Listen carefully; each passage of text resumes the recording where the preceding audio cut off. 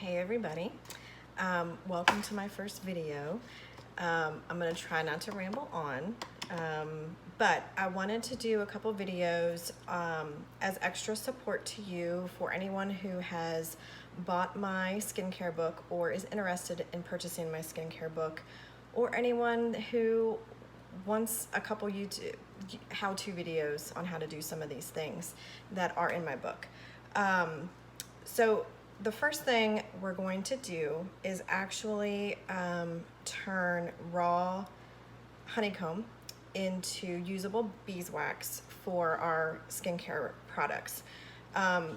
If this does not interest you, feel free to just X on out. But for those of you who are interested or have access to local raw beeswax, this is just how I render the wax down and get it into usable chunks to then use into my skincare formulas, like my lip balm and salve and muscle rub and wrinkle cream. So this is what the raw wax looks like. Comes right out of the hives. This is older wax that I just pulled out of the frames as the bees this spring and summer were forming new wax. They were kind of kicking this stuff out, so I kind of helped it along, and I've just been saving it in my cabinet. And so today I'm going to show you how to do that. The other thing that you need besides the raw beeswax is this is actually old trouser socks. I don't need to wear these anymore for work. I usually like to use old pantyhose or new pantyhose, you know, if that's something that you have pretty easy access to. You just want some sort of sieve that's pretty fine, because what's going to end up happening is as the wax melts down, it's going to actually draw out of the hose. And what's going to be left in the hose is all the debris, all the junky stuff.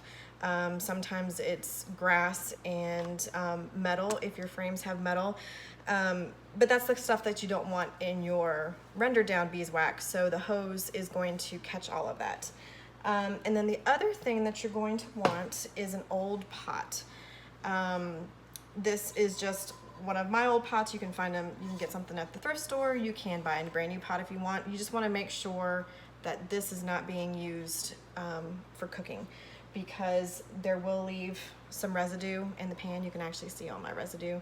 I'm not a stickler for cleaning it very well, just because I also use it for when I make soap, and it's all going to get melted in there anyway. So I'm not too worried about it.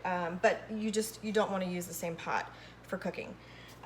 So the next thing we're going to do is I'm actually just going to grab my pieces of beeswax, and I'm just going to shove it down in the sock. And once we get it all, the sock is going to be full of the wax, where I'm going to then tie it off, and we're going to fill this pot up full of water, and we're just going to melt it down. So here we go.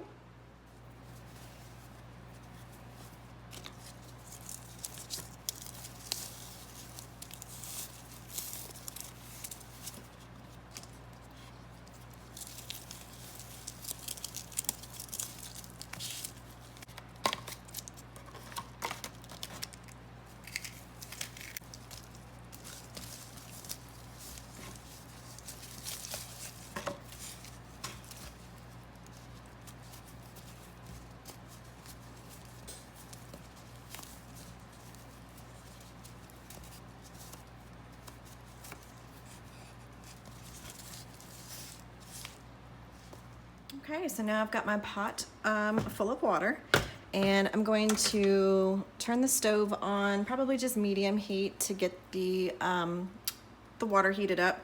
And I'm just going to put my sock right in the water. And so what's going to happen is that as the water heats up, it's actually going to start melting the wax, and all of the good wax is actually going to seep out of the sock, and the sock is going to hold all the debris that we don't want. So when you kind of feel the other thing that you're going to want is some tongs that you are not going to be using for food any longer. So once the water heats up, I usually grab my pair of tongs and I kind of just feel around the sock, and you can pretty much tell when all of the beeswax is actually melted out. And so once that happens, I'm just going to take my my tongs, and I'm going to just lift the sock out. I'm going to let everything try to kind of drain out back into the pot. I'm going to then discard, throw out the sock and all the debris. We don't want that anymore. And then I'm going to turn the stove off, and we're going to let the beeswax, as it floats to the top, we're going to just let the pot sit here, and then as it cools, the wax will congeal on top, and I'll show you what it looks like when it's all done. All right, guys, so here we go. So this has been on the stove for about 15-20 minutes, and I'm hoping that the video is picking up, but you can tell the water is a lot darker, and I've got virtually nothing in my sock except for air by poking it around. So I'm just going to lift this out, and I'm just going to let it drain off because that's wax that's coming off, and it's a little warm. I'm going to turn the stove off, and then I'm going to throw out my sock. We don't need that anymore. And then what's going to happen is, as the water cools, all of the wax is going to come up to the top, and it'll solidify.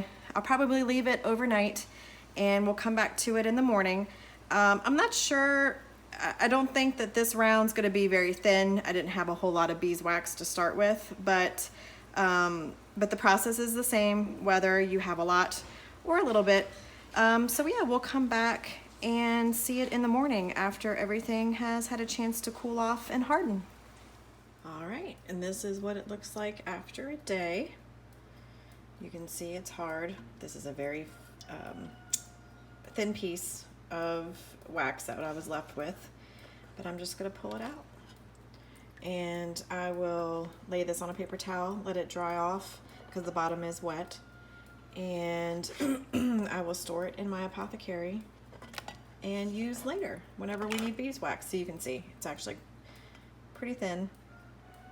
So yeah, your thickness is going to depend on how much raw wax that you have to work with, but I'm gonna let this dry and store it in my apothecary. All right, thank you guys so much for watching. I hope you learned something. Be sure, if you have any questions, feel free to leave me some comments, and I'll be sure to get back to you. The process is very easy, and like I said before in the intro, you don't have to do it this way. You don't have to render down your own beeswax. I like to. I actually have a hive in the backyard, so for me it's very easy. I know it's not easy for everybody to get raw beeswax, but you might find some local beekeepers that are willing to part with their wax. I was lucky for the first time to get started, a local beekeeper had a bear get into hers and just completely tore up her hive, and she just had a pile of beeswax, and she gave it to me, and that's how I kind of got started. But yeah, there's nothing wrong with ordering the beeswax pellets already made or chunks of beeswax from Amazon. Absolutely nothing wrong with that. So yeah, if you guys have any questions, feel free to let me know. And I will also link my book, Forest and Thyme Apothecary, Simple Skincare Formulas to Make Uniquely Your Own. I will be sure to link it in the comments as well. It's available for paperback and Kindle via Amazon, and a PDF version is available on my website that you can print at home and start making your own skincare products. All right, see you guys later. Bye.